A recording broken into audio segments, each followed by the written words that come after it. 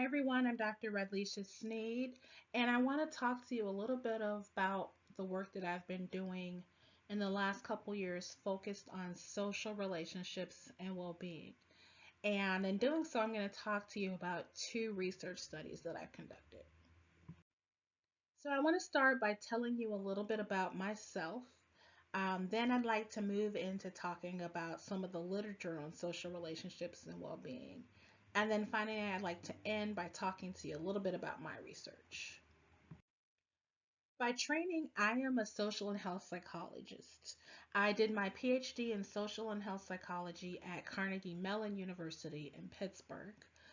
And then I followed that up by doing a postdoctoral fellowship in social gerontology at the University of Pittsburgh.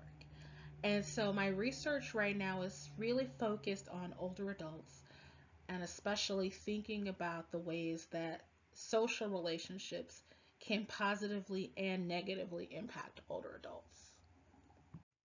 As a researcher, I've always been interested in studying the health and well being of African American older adults. So, after completing my postdoctoral fellowship, I moved to Flint, Michigan, in order to join a team dedicated to advancing health equity in a predominantly African American community. Flint's a majority minority community where African Americans are the largest racial group. It's a Rust Belt city that has strong ties to the automotive industry. And in fact, Flint is known as Vehicle City because it was the birthplace of General Motors.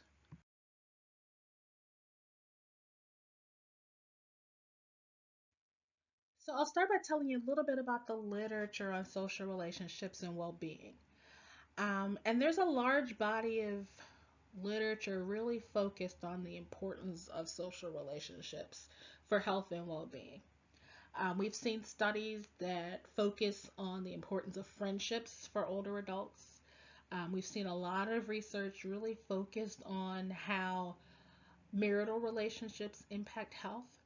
And we've even started to see work focused on how relationships with coworkers impact your health and well being. So there's really been an explosion of research in this area.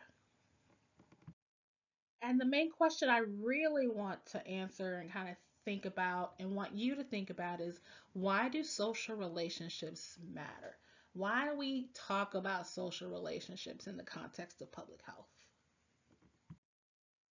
So, the literature really gives us lots of reasons to think about social relationships and why they matter in the context of public health. First, we know that social relationships really promote psychological well being. People who have good social relationships report fewer depressive symptoms. Um, they report having greater satisfaction with their lives. And they're even more optimistic about what will happen for them in the future. And we know that having this good psychological well being is really important, especially when we think about long term health. Social relationships also matter because they involve an element of social control. And when we talk about social control, what we're talking about is the extent to which people in your social networks influence your behaviors. So, what we know is that people tend to have health behaviors similar to those of the people around them. So, if you exercise, you're more likely to have friends and family members who exercise. If you eat a lot of sugary food, you're more likely to have friends and family members who eat a lot of sugary food. And so we know that our health behaviors very much impact our long term health. And so the people that we associate with are really important. A lot of interventions that really focus on improving health outcomes do so by focusing in on those relationships that people have.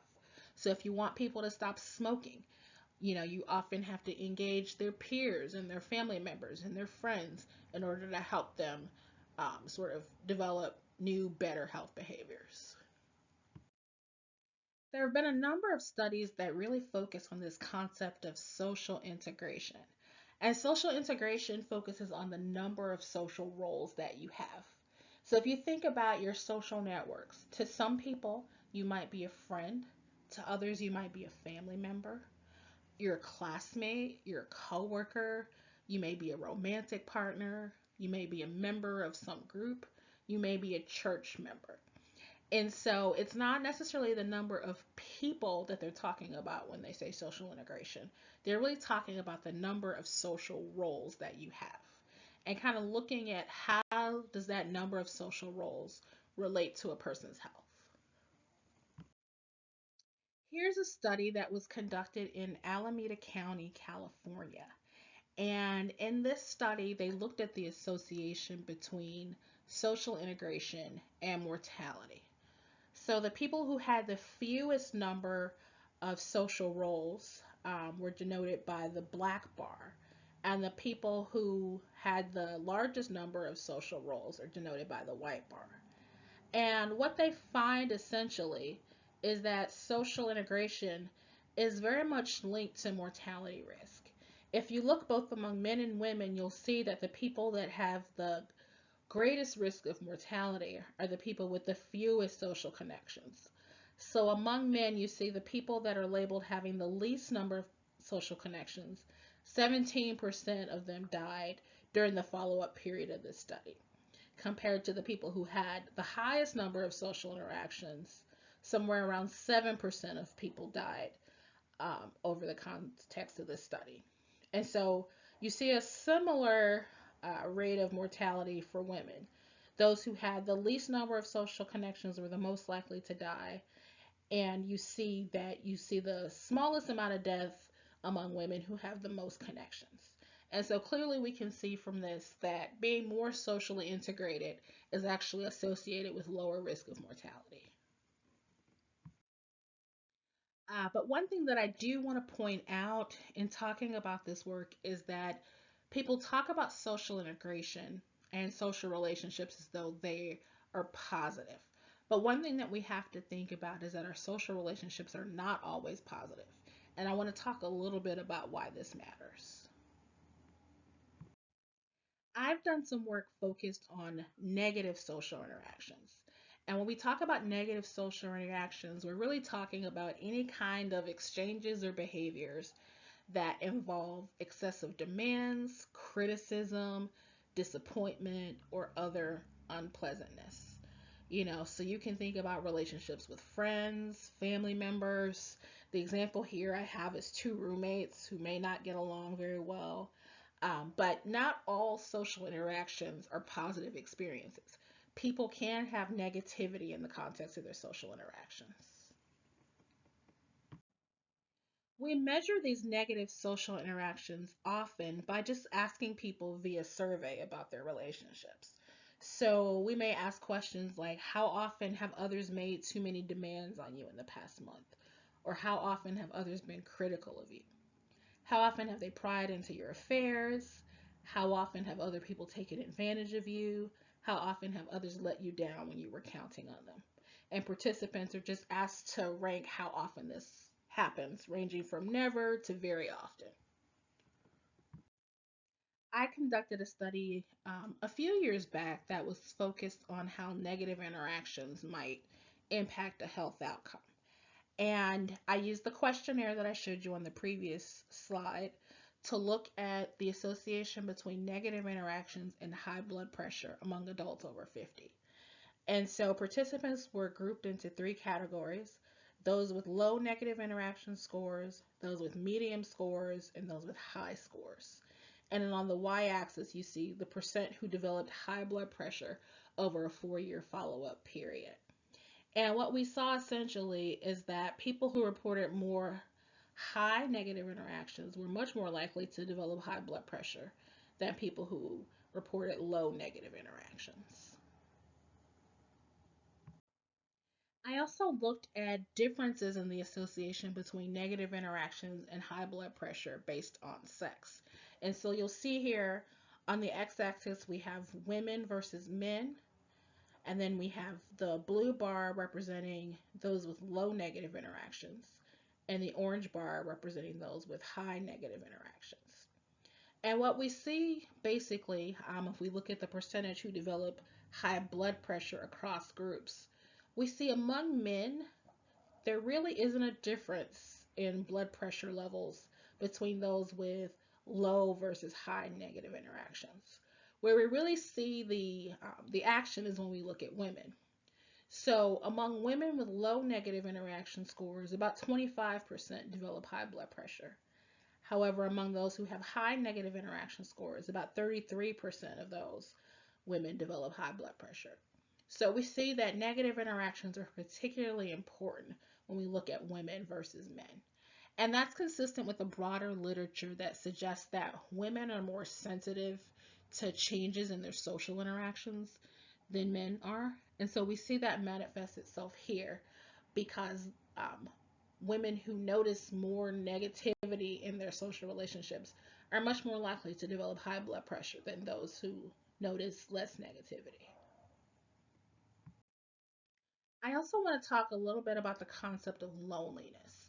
So, we can think of loneliness as being dissatisfied and the degree to which you feel dissatisfied with either the quality or the quantity of your social relationships.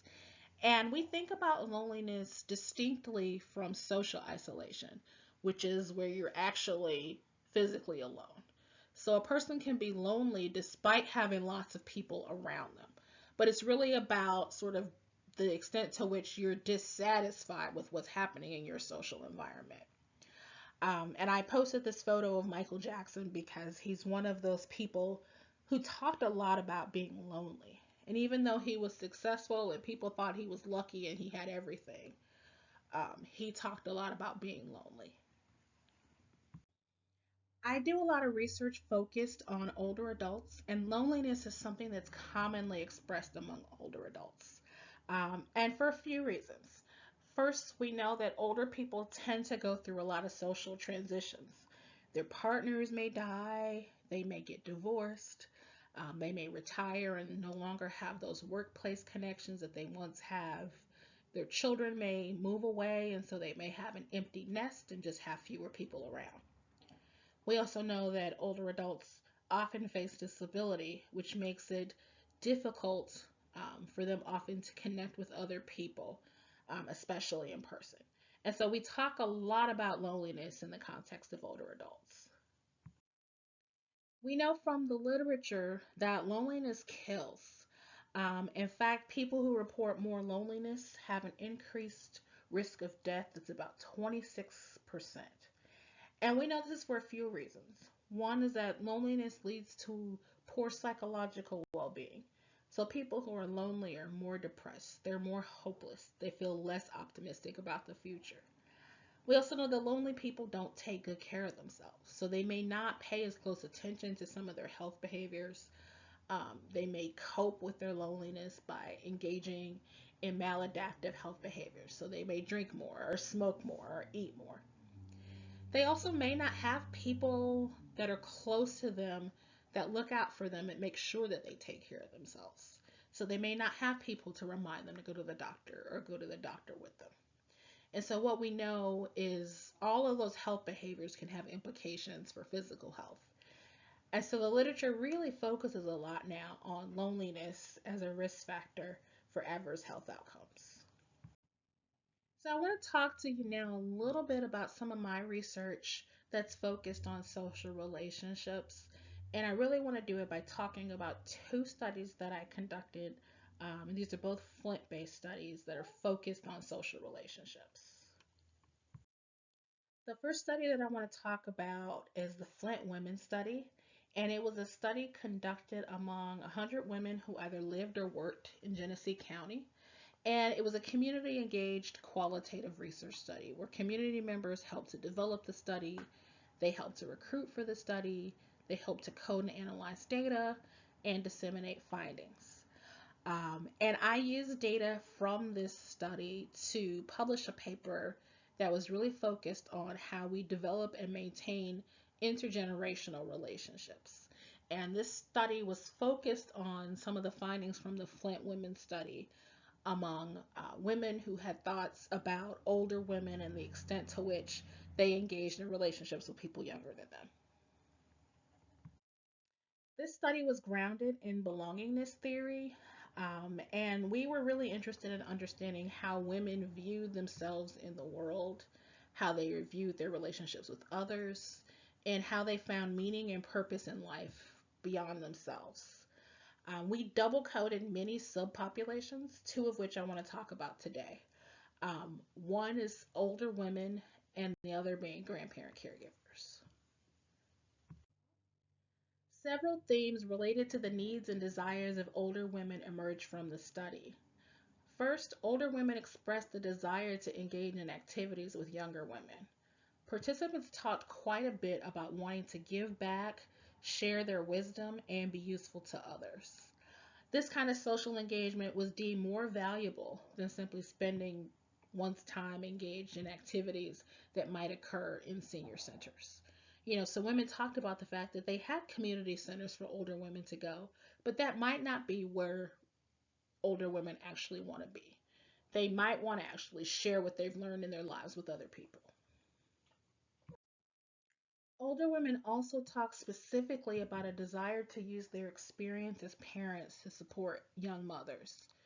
They talked a lot about mentoring younger women, especially through the shared parenting experience. And they also talked about the value that that could offer for both younger women and for the older women themselves. Participants also thought that formal programming was really needed to help older women form relationships with younger women. Many older women reported not having natural relationships with younger women, and so they thought having a formal program might help to bridge that generational gap. In particular, participants talked about the desire for postpartum support programs as a way that older women could mentor younger women. The third theme that really emerged from this work was related to how older women often experience their interpersonal relationships as a stressor. Many older women talked about the stress of caring for multiple generations in one household. Several participants talked about caring for grandchildren and great grandchildren and the stress associated with that caregiving. Women in their 60s and 70s also talked about caring for their older parents while also caring for grandchildren. Women also talked about caring for family members with significant trauma, including traumas like family history of incarceration. They talked about sexual abuse and mental health issues. Participants also talked quite a bit about how the economic decline of the community impacted intergenerational relationships. For example, many women talked about how they didn't have money to leave to their children and grandchildren. And because of that, it was really important for them to leave behind a legacy that was not related to money. Other women talked about the history of factory work in Flint. Despite the disinvestment of the auto industry, many older women still worked in factories that had little flexibility when there was a family emergency. Participants also talked about the fact that high unemployment in the community meant that older women were often the only ones in the household working. They were often supporting themselves, as well as their adult children and their grandchildren, and they were forced to delay retirement in order to do so. These are just some of the findings from this very rich research project. And based on these findings, the executive board of the Flint Women's Study made three large recommendations. First, they wanted formal programs that could be established to help older women form relationships with younger women. Second, they were really interested in caregiving programs that address the challenges of caring for multiple generations, especially while also working. Um, People pointed out that many caregiving support groups meet during the day and they assume that caregivers are retired. And finally, programs were specifically needed to help older women to address the stress and trauma in their caregiving duties. I want to shift now to talk a little bit about a research study that I've worked on that was focused on the health and well being of African American older adults with a history of incarceration. And this is a mixed method study that focused on all aspects of health and well being. And I'm going to focus specifically on the findings related to social relationships here. So I started this project because we know that African Americans are overrepresented in the criminal justice system. If you look at this figure on the left, you'll see that Black Americans make up only about 13% of the US population, but more than a third of all individuals that are incarcerated in state and federal prisons. And we know a lot of that is related to um, changes in mandatory sentencing laws. We know that there are large racial disparities in who gets stopped by the police, who gets arrested, who gets convicted, and even how long sentences might be. The other figure I want to show you just looks at the U.S. prison population age 55 plus. And we see that the number of older adults with justice system involvement has increased substantially over the last few decades. This solid line here shows the percent growth in the U.S. prison population age 55 plus. And so we see a significant increase in the number of adults age 55 plus involved with the justice system. And this has far outpaced the U.S. prison population as a whole in terms of its growth. And we see in general that it's also outpaced the total U.S. Population age 55 plus. So we're seeing growth in both of these other populations, the prison population in total and the US population 55 plus. But the number of prisoners age 55 plus has really grown exponentially. And so as a result, we see a lot of people who are engaging with the system, and we're seeing a system that has never before had to be responsive to the needs of older adults, now transforming itself into a geriatric system. We also know that 95% of incarcerated individuals eventually return to community settings, and these settings are usually urban centers. This map shows the first residential addresses of parolees released from Michigan prisons. And as you can see, most parolees return to urban areas like Flint and Detroit. This here is Flint, this is Detroit. You also see some folks in Muskegon and Benton Harbor, all urban centers, all areas with large minority populations. And so as a result, these urban centers are really charged with supporting justice involved individuals who are often older people. This project was a mixed method study. We used an explanatory sequential design, meaning that we analyzed quantitative data first, and then we used the qualitative data to provide potential explanations for our quantitative findings. And our quantitative data come from the Health and Retirement Study, which is a large-scale population-based sample of U.S. community dwelling adults over 50. Our analyses were cross-sectional, and we included African American respondents. In the questionnaire, the HRS asked questions about previous incarceration, and we were interested in associations between incarceration and numerous outcomes. And I'm going to focus specifically on data related to social relationships that we got from the study. We conducted key informant interviews, which were 1 hour interviews with service providers and formerly incarcerated older adults themselves. And really, the purpose of these interviews was to get information on the challenges that African American older adults faced after returning to community, and also to understand what kinds of resources might be available. We also included questions that addressed our quantitative findings. And so in doing this, we kind of thought about a few frameworks related both to successful aging and also successful reentry after incarceration. And so the MacArthur Successful Aging Model focuses on social engagement, minimizing risk of disease and disability, and maintaining physical and cognitive function as key components of successful aging. The 5 Key model for reentry is a model that talks about the things that people need to do to be successful after reentry, which include having healthy thinking patterns, developing positive relationships, positive social engagement, meaningful work trajectories, and effective coping strategies. And so our interview questions were based on these two models, also considering the overall social context that formerly incarcerated individuals might face after they return. So, kind of understanding how individual level, interpersonal, institutional, community, and public policy factors might um, impact these individuals. So, about 2,200 people participated in the quantitative study. About 300 of them said that they had been incarcerated before. Those who had been incarcerated were more likely to be male. They were slightly younger than those who had not been incarcerated. And there was no difference between groups in terms of education.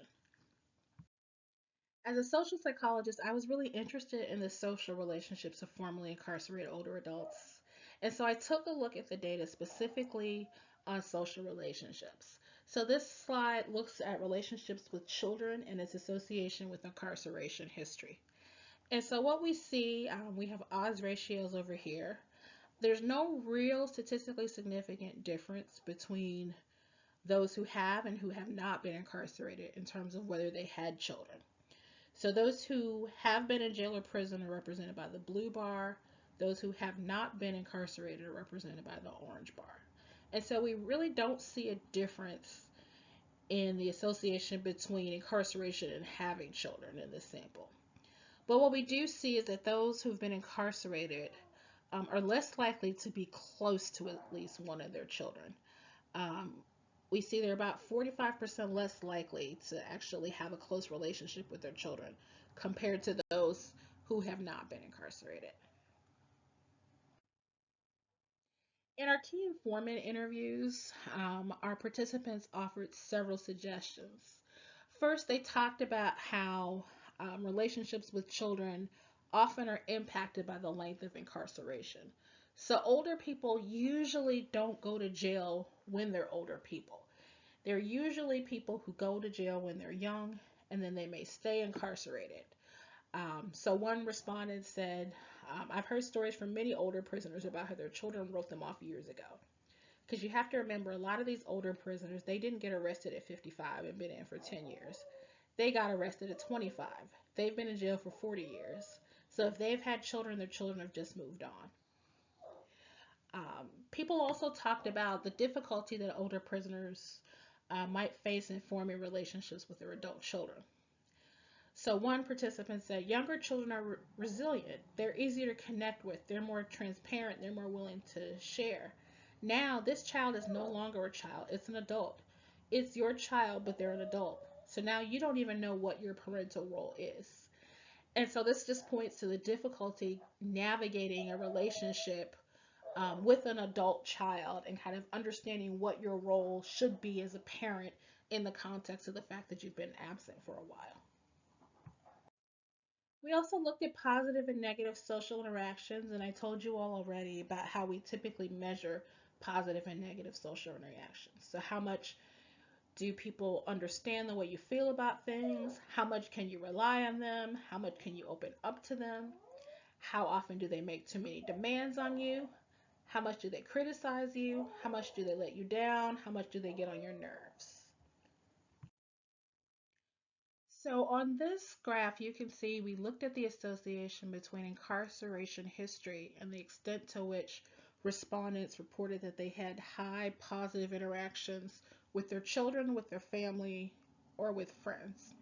And what we can see is that we have differences in positive interactions with children and with family based on incarceration history. So those who reported that they had been incarcerated previously reported fewer positive interactions with their children and fewer positive interactions with their family. We didn't, however, see an association between incarceration history and positive interactions with friends. So there were no differences between those who had and had not been incarcerated based on positive interactions with friends. We also looked at negative interactions with social network members as well. And what we saw is that in general, Those with a history of incarceration reported more negative interactions. We see this is true when we look at relationships with children. We see this is true when we look at relationships with family members. And we also see that this is true when we think about relationships with friends as well. And our interview participants offered several possible explanations for our findings. First, they pointed out that maintaining a relationship with older friends and family in prison means staying in touch over a long period of time. And for families in poverty, it might be difficult to travel to other parts of the state for visits.